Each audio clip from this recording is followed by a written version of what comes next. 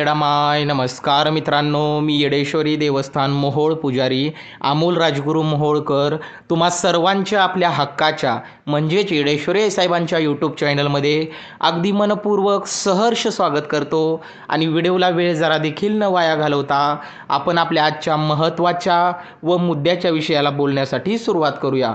तर तुम्ही सर्वांनी थंबनेलमध्ये बघितलंच असेल, आजचा जो आपला विषय आहे तो अत्यंत महत्त्वाचा व इंटरेस्टिंग आहे.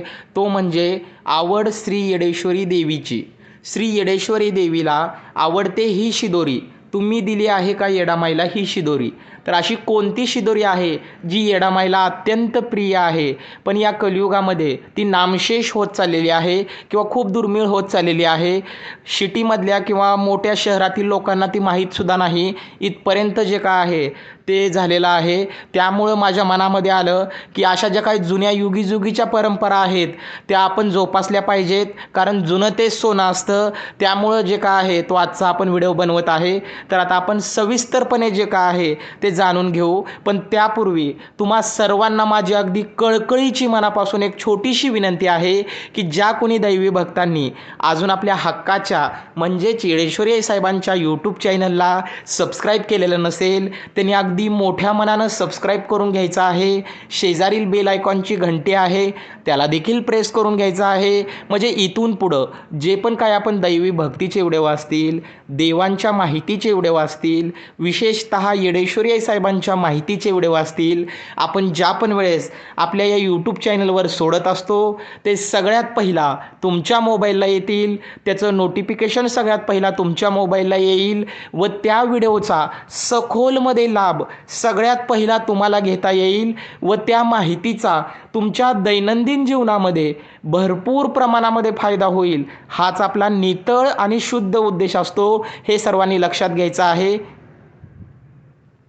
तर चला तर मग आज आपण जाणून घेऊया येरमाळ्यामध्ये असणारी श्री येडेश्वरी देवी. असंख्य लाखो करोडो भाविक भक्तांचं जे काय आहे ते श्रद्धास्थान. तर या देवीला कोणत्या शिदोरीचा जास्त मान आहे किंवा अशी जी काय शिदोरी आहे जी आज कलियुगामध्ये नामशेष होत चाललेली आहे त्याबद्दल मी तुम्हाला आज सविस्तर सांगतो. पण त्यापूर्वी मला सगळ्यात मोठी खंत ही वाटते की आज आपण बघतो इतर राज्यामधून जे काही कलाकार असतील किंवा इतर राज्यातील जे काही मजूर आहेत ते आपल्या महाराष्ट्रामध्ये येऊन जे काय मिठाया बनवतात, जे दुसऱ्या राज्यातील आहेत त्यांना आपण प्राधान्य देऊन अशा मिठाया आपण खरेदी करून आपण जे काय आहे ते श्रद्धेपोटी येडामाईला घेऊन जातो. पण आपण विचार करत नाही की आपल्या युगीजुगीच्या आपल्या घरामधील आजी पणजी जे काय आहेत ते आपली घरातील आपली कला आपण दडावून ठेवतो आणि जे काही दुसरे आहेत त्यांचं जे काय आहे ते आपण त्यांना वाव देतो. तर असं हे पूर्णतः चुकीचं आहे. मी थोडा विचार केला यावर, तर मला देखील ते थोडंसं खटकलं, त्यामुळे मी आजचा हा व्हिडिओ बनवत आहे. तर तुम्ही बघू शकता आपल्या घरामध्ये आजी असेल पणजी असेल की आमच्या तर घरामध्ये मी नेहमी बघतो की घरातील जे काही जुने व्यक्ती आहेत ते सांजुऱ्याची शिदोरी करत होते. तुम्ही बघू शकता. तर मी प्रत्येक कार्यक्रमाला किंवा प्रत्येक येडामाईचा जर काही देवदेव असेल किंवा येडामाईचा कोणताही विधी असेल तर मी जास्तीत जास्त प्रमाणामध्ये शक्यतो मी सांजुऱ्याची शिदोरी जी काय आहे ती करायला लावत असतो. आणि ती करताना देखील जुन्या महिला जे काय आहेत ते अगदी ओव्या गाणी म्हणत म्हणत जे काय आहे ती अशी सांजुऱ्याची शिदोरी जी काय आहे ते करत होत्या. पण या कलियुगामध्ये ते पूर्णतः संपुष्टात आल्यासारखं वाटत आहे. अजूनही खेड्यागावामध्ये ती खूप श्रद्धेनं किंवा खूप आनंदानं हा विधी केला जातो.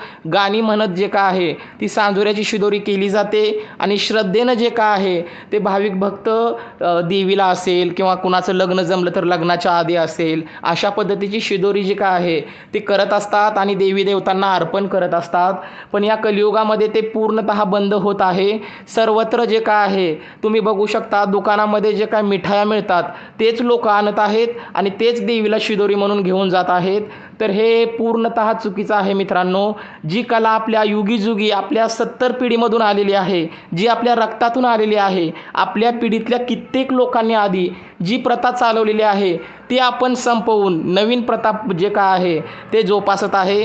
तर माझं म्हणण्याचा उद्देश एवढाच आहे की जुनं ते सोनं या पद्धतीनं आपण देखील जर या जुन्या रूढी परंपरा जे काय आहेत त्या अंमलामध्ये आणल्या तर त्याचा नक्कीच समाधान आपल्यालाही वाटेल आणि आपल्या वाडवडिलांना किंवा आपले जे काही जुने व्यक्ती आहेत घरातले त्यांना देखील समाधान वाटेल, एवढीच माझी अपेक्षा. आणि तुम्ही इतर कोणतीही शिदोरी न्या, पण त्याच्यात जर सांजुऱ्याची शिदोरी नसेल तर ती शिदोरी नेहमी फिकीच वाटते. तुम्ही कधीही अनुभव घेऊन बघा, मी स्वतः अनुभव घेतलेला आहे. सांजुऱ्याची शिदोरी ही खूप श्रद्धेनं किंवा खूप त्याला म्हणजे कष्ट करून करावी लागते. तर थोडक्यात सांगायचं म्हणलं तर ती सांजा जो आहे तो गव्हाच्या पिठामध्ये त्याला प्रोसेस असते, ते आजकालच्या जास्त लोकांना ते माहीतसुद्धा नाही. तर त्याला योग्य पद्धतीनं ती गुळामध्ये जे काय आहे ते सांजा बनवून घ्यावा लागतो आणि तो योग्य झाला तर ती सांजुऱ्याची पोळी छान होते असं म्हणलं जातं. तर जुन्या काळामध्ये सांजुऱ्याची पोळी ज्याला येते त्याच्यावरनं ती बाई सुगरण आहे अशा पद्धतीचा अंदाज लावला जात होता. पण आजकाल या कलियुगामध्ये ती सांजुऱ्याची पोळी नामशेषच झालेली आहे. त्यामुळं अशा जुन्या जे काय आहेत त्या रूढी परंपरा आपण अंमलात आणल्या तर त्याला जे काय आहे ते कलियुगामध्ये त्याचं जे काय वास्तव्य आहे ते सर्वांना टिकून राहील व त्याचं महत्त्व देखील राहील, हे सर्वांनी लक्षात घ्यायचं आहे. जरी तुम्ही कधी येडामाईला दर्शनासाठी जात असाल किंवा तुमच्या घरामध्ये कोणता आनंदाचा विधी असेल आणि ते जर तुम्ही सेलिब्रेट करण्यासाठी येडेश्वरी आई साहेबांच्या दरबारामध्ये जात असाल तर निश्चितपणानं तुम्ही अशा पद्धतीची सांजुऱ्याच्या पोळ्या जर तुम्ही घेऊन गेला, तुमच्या श्रद्धेने तुम्ही 21 न्या, 11 न्या, 51 न्या, 100 न्या, 101 न्या, 121 न्या, 151 न्या, 551 न्या, 751 न्या, तुमच्या श्रद्धेनं तुम्हाला जेवढं शक्य होईल नक्की तुम्ही अशी सांजुऱ्याची शिदोरी जी काय आहे ती येडामाईच्या दरबारामध्ये घेऊन जावा. तिथं जाऊन ती सोडा. तिथं जे काही भाविक भक्त येतात त्यांना ती एक सांजुऱ्याची शिदोरी, एक असेल, 2 असेल, तुमच्या श्रद्धेनं तुम्हाला जसं योग्य वाटेल ती तुम्ही शिदोरी वाटून बघा. तुम्हाला कसं वाटतं हे मला नक्की कमेंट्स करून सांगा. आणि तुमचं देखील घर कसं भरतं आणि ती शिदोरीचं टोपलं नक्की येडामाई जी काय आहे ती त्याच्यामध्ये त्या शिदोरीच्या टोपल्यामध्ये तुम्ही वापस घरी घेऊन जाताना नक्कीच सुख, समाधान, यश, बरकत तुमच्या घराचं जे काय स्वर्ग आहे ते बनवल्याशिवाय येडामाई राहणार नाही. तर तुम्ही हा नक्की अनुभव घ्या. मी भरपूर वेळा घेतलेला आहे. तर मला बरेचसे जण बोलतात की तुम्ही प्रत्येक देवदेवाच्या वेळेस शिदोरी काय नेता किंवा बऱ्याचशा ठिकाणी देवदेवाला जाताना परडे आणायला शिदोरीच कोण नेत नाही. तर हे सगळ्यांनी लक्षात घेतलं पाहिजे की आपण देवदेव करतोय म्हणजे आपण जे काय आहे तो ज्याचं देवदेव आहे त्याचं देवासोबत लग्न लागतं. तर देवीला आपण नवरी म्हणून घरी घेऊन येत आहे तर नवरी आपण रिकाम्या हाताने कधीही घेऊन येत नसतो. तर तिचा जी काही विधी आहे ते आपण शिदोरी आणूनच करत असतो. त्यामुळे सर्वांनी परडे आणायला जाताना जे काय आहे ते तुमच्या श्रद्धेनं तुम्ही शिदोरी ही घेऊन जाणं हे सर्वात महत्त्वाचं आहे. पण बऱ्याचशा ठिकाणी असं केलं जात नाही. तर ह्या सगळ्या ज्या काही छोट्या मोठ्या दक्षता आहेत त्या तुम्ही नक्की घ्या. त्याचा अनुभव तुम्हाला खूप चांगला येईल आणि त्याचं जे काही फळ आहे ते पण भरभरून तुम्हाला मिळेल. आणि इतरत्र देवी देवतांच्या साम्यतेमध्ये तुम्ही बघितलंच असेल, येडामाईचं जे काय रूढी परंपरा असतील किंवा तिच्या ज्या काही पारंपरिक विधी असतील त्या सर्व जुन्या युगीच्या चालत आलेल्या आहेत. यावरून आपण लक्षात घेतलं पाहिजे की येडामाईला जे काय आहे ते जुनं ते सोनं या पद्धतीनं जुन्या ज्या काही परंपरा आहेत त्या अत्यंत प्रिय आहेत. त्यामुळं आपण त्याचा खुलासा करून त्याच्यावर जर भर दिला तर निश्चितच डोंगरची येडामाई जी काय आहे ती अत्यंत खुश होऊन तुमचं घर जे काय आहे ते आनंदानं भरेल. तर नक्कीच मी जे काय सांगितलेलं आहे अशा पद्धतीनं तुम्ही सांजुऱ्याची शिदोरी करून आई येडामाईच्या दरबारामध्ये श्रद्धेने नेऊन वाटा आणि त्याचा जे काय आहे ते आनंद घ्या. आणि तुम्हाला कसा अनुभव येतो हे मला नक्की कमेंट्स करून सांगा.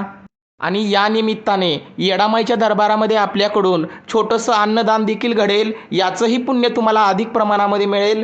त्यामुळं हा जे काय आहे मी आज सांगितलेलं हा अनुभव तुम्ही नक्की ट्राय करा आणि तुमच्या घरामध्ये कशा पद्धतीने याचा अनुभव येतो हा मला नक्की कमेंट्स करून सांगा. भेटूया आपण अशाच नवनवीन पुढच्या व्हिडिओमध्ये. आणि तुमच्या देखील मनामध्ये काही प्रश्न असतील किंवा तुम्हाला जर वाटत असेल की मी त्या विषयावर बोलावं तर मला खाली मराठीमध्ये कमेंट्स करून तुम्ही तुमचा प्रश्न मांडू शकता. त्याच्यावर मी सविस्तरपणे व्हिडिओ काढून सर्वांना माहिती देईल. त्याचं पुण्य तुम्हाला देखील मिळेल. कारण तुमच्या एका प्रश्नामुळे लाखो भाविक भक्तांच्या मनातील देखील प्रश्न मिटतील आणि त्या लाखो भाविक भक्तांच्या मनातील गैरसमज जाऊन त्यांना त्यांच्या प्रश्नाची उत्तरं मिळतील. तर असे सत्कर्म नक्कीच तुम्ही करा. मी तर करतोयच. भेटूया पुढच्याच एका नवीन व्हिडिओमध्ये. जय येडेश्वरी, जय येडामाय.